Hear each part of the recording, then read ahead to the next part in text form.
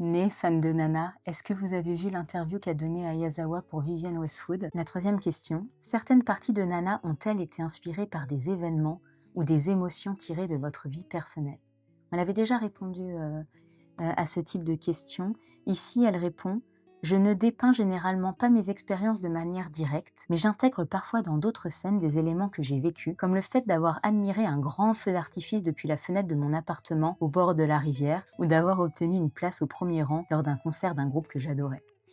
Donc, d'accord, on voit le lien tout de suite avec Nana. Au-delà de cela, je pense que les émotions que j'ai tirées de toutes sortes d'expériences de vie se reflètent dans l'histoire, mais sous différentes formes. Il y a eu plusieurs scènes d'artifice. Il y en a une, moi, qui me marque particulièrement quand Nana Osaki est la narratrice et raconte ce qu'elle ressent pour Hachi à Rennes. Il y avait Hachi qui, à l'époque, était avec Nobu. Et là, Nana Osaki la regarde. Hachi lève les yeux, voit Nana et commence à courir en yukata. Il y a une sorte de slow motion jusqu'à ce qu'elle arrive, mais qui était vraiment poétique pour le coup. Et à un moment donné, Ren, il dit: «Mais t'es amoureuse de Hachiko ou quoi?»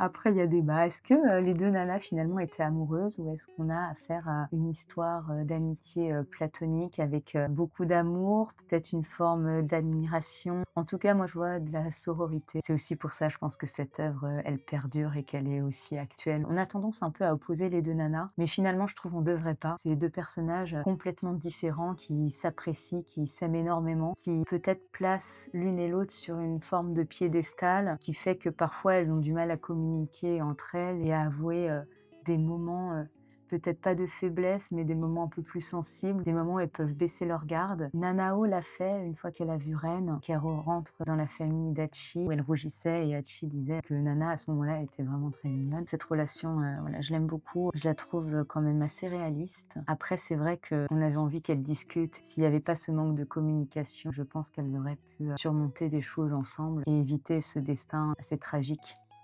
Finalement. Mais on espère un retour où elles pourront avoir une longue, conversation avec, leur verre à la fraise, en regardant justement, la vue à travers la fenêtre de l'appartement 707. Suite de l'interview. J'adore. Franchement, je continue à dire j'adore, ça fait tellement plaisir de voir